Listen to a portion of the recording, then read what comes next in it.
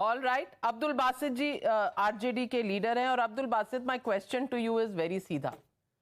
Congress party ने गलती की और भरपाई करेंगी आरजेडी, क्योंकि आपकी सरकार गई, आप सरकार से निकल गए, नीतीश जी चले गए, आपका बिहार के आगे कुछ है नहीं। तो बेसिकली ये इंडिया अलायंस के चक्कर में आपका तो लॉस ही लॉस हुआ। नहीं, गलती तो देखिए, जब जॉर्ज फर्नांडिस ने एनडीए की नींव रखी थी, माननीय पूर्व प्रधानमंत्री जो हमारे देश के थे, माननीय वाजपेयी जी, उनसे ही बहुत बड़ी गलती हुई थी। तो गलतियों का तो कोई बखेड़ा नहीं है। आज उस जॉर्ज फर्नांडिस के बाद आज तक कोई एनडीए का नाम लेने वाला इस देश में नहीं है, क्योंकि वही एनडीए को ऑपरेट करते थे। वो एनडीए का नाम है, एनडीए से भी सारे अलायंस जा चुके हैं। 38 में से सिर्फ 4, 5, 6 मुश्किल से जो हाईलाइट दिख रहे हैं, बाकी सब जा चुके हैं। ये तो अलायंस की पार्टी पॉलिटिक्स की बात है। मेन मुद्दा जनता के पास। ये सवाल तो मैं नलिन कोहली जी से पूछ लूंगी, आप अपनी अलायंस का जवाब दे दीजिए ना।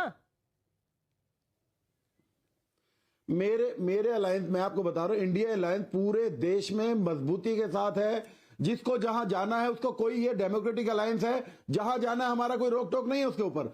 आरजेडी अपने स्टैंड पे है। आरजेडी इंडिया अलायंस की मुख्य पात्र है। आरजेडी मरते दम तक भी इंडिया अलायंस के साथ है। कोई इस प्रकार के, देखिए, ये पहले भी हमारे साथीगण ने इस तरह की बातें करी हैं कि भाई हमने ये कर दिया, वो कर दिया, और वो इधर चला गया, उधर चला गया। Doesn't matter. राष्ट्रीय जनता दल का अलायंस और राष्ट्रीय जनता का आंदोलन जिंदगी भर इनके फांसीवादी ताकतों के खिलाफ रहेगा। नलिन कोहली जी की बात नहीं हो रही यहां पर। जितने भी बीजेपी के प्रवक्ता आते हैं, वो सबको ऐसा लगता है कि आज ही हम इनके फेवर में इस तरह की भ्रमक बातें फैलाएंगे और आज ही राज्यसभा मिल जाएंगी। ऐसा नहीं है मैडम। जो सच्चाई है वो बोलनी चाहिए, चाहे वो बीजेपी की तरफ तो आपके पास कोई अच्छे शब्द नहीं होंगे। I am not surprise. Parimal ji को कम से कम नमस्ते, दुआ सलाम। बिल्कुल, बीजेपी ने देश का बेड़ा गर्क करा मैडम। चलिए परिमल जी के साथ दुआ सलाम कर लीजिए। परिमल जी के साथ तो सरकार परसों तक चला रहे थे आप, उनसे ही दुआ सलाम कर लीजिए। नहीं, हमारा पूरी तरीके से सबसे दुआ सलाम है। हमारा बीजेपी से एंटी रहेंगे, हम एंटी रहे। हमारा जेडीयू से आज भी कोई वो नहीं है परिवेश, हमारा किसी तरह का कोई लड़ाई नहीं, झगड़ा।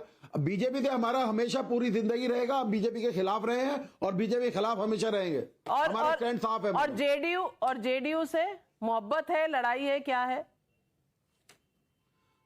बिल्कुल है, बिल्कुल मोहब्बत है। आज भी मोहब्बत है।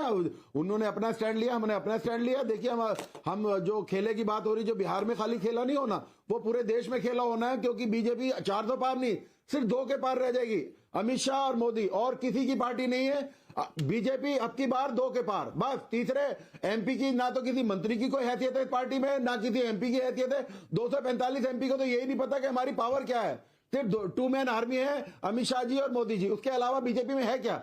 एनडीए अलायंस का बता दीजिए मुझे। आज अध्यक्ष का नाम बता दीजिए राष्ट्रीय चैनल पे। मैं आपको आज ही पॉलिटिक्स छोड़ दूंगा। कोई एनडीए जैसी कोई चीज ही नहीं है। Nalin Kohli ji, please respond, because mister Abdul Basit says Nitish Kumar ji चले गए पर everything is fine in the India alliance. Mamata Banerjee is not talking to Rahul Gandhi and she's calling him names, saying 40 on 300 is basically the reality of the Congress, but alliance, everything is fine. Arvind Kejriwal does not want to share any seats with Rahul Gandhi's party, but everything is fine. India is going strong. And of course, apart from that, Akhilesh Yadav ji is having his own issues with the Congress party, but the alliance is strong. Please respond to Mr. Abdul Basit. Thank you, Navika ji. What I've been saying consistently, the Indy alliance is not an alliance.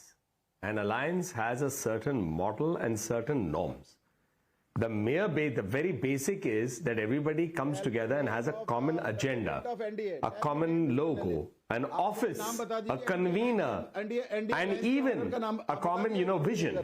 In the end, अरे अब्दुल बासित साहब, आपकी बात मैंने सुन ली ना, थोड़ा हमें भी बोलने का मौका दीजिए ना। आप तो हमें फांसीवादी कह रहे हैं और ये सब, पर आप बीच में बोल रहे हैं तो वो तो लोकतांत्रिक थोड़ी ना मानी जाएगी। थोड़ा सा मुझे बोलने दीजिए, थोड़ा बोलने दीजिए। मैं भी यहाँ कार्यक्रम में शांति से आपकी बातें सुन रहा हूँ। आप एक वरिष्ठ नेता हैं, मुझे पता है बिहार में दुखी हो गए होंगे कि पुरानी गुंडा राज जो एक होती थी उसकी वापसी में कहीं ना कहीं ठेस पहुंची है। पर चैनल के ऊपर तो कम से कम हम आदान प्रदान विचारों का बिना एक दूसरे के ऊपर बोले कर सकते हैं ना। तो वापस आता हूं अपनी बात पे। तो Navika ji, the India alliance is a non alliance और it's a paper alliance at best, where political parties and leaders came for a cup of tea or coffee from time to time with no clarity what is an agenda, logo, office, vision, nothing. Now what we have is the unraveling of something that never took birth. When there was no alliance, what is happening today should not be unexpected, should not even take us by surprise. Mamta ji basically is telling the Congress party in no uncertain terms, you should recognize, wake up, as they say, smell the coffee, or go ahead and see in the mirror what the reality is. You have this vision of larger than life. Your leader has it, your party has it. It's not on the ground. You can't run with the hares and hunt with the hounds. You can't be with the left front and imagine to work and get seats from Mamta Banerjee, who's winning the seats in Bengal.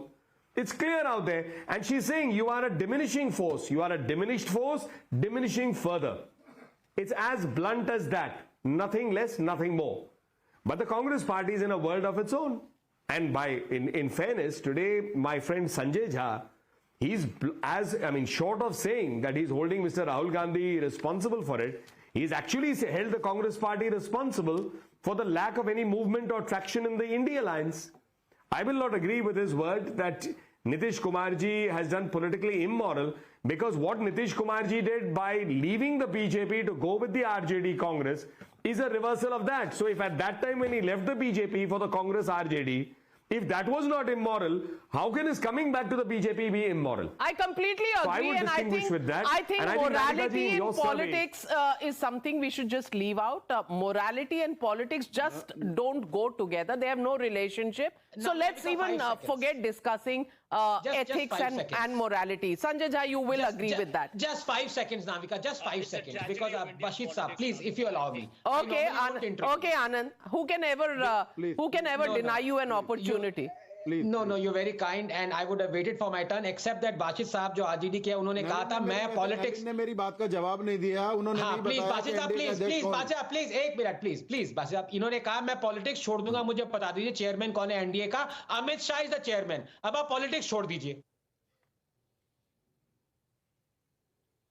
Basit साहब आवाज नहीं आ रही। हाँ जी, जब आप politics छोड़ दीजिए। अब आप इन्होंने अमित शाह जी का नाम लिया है। आप मुझे बता दीजिए अमित शाह जी को, जो इनके अलायंस पार्टनर हैं, जो सुनिए इनके अलायंस पार्टनर हैं, वो एक्सेप्ट करते हैं कि हम अमित शाह हमारे एनडीए के ये तय करने वाला, ये तय करना तो आपका काम है नहीं, क्योंकि जो भी नई पार्टी आती है वो पहले अमित शाह जी से मिलते हैं, बाद में कहीं और जाते हैं। लेकिन अब्दुल बासित साहब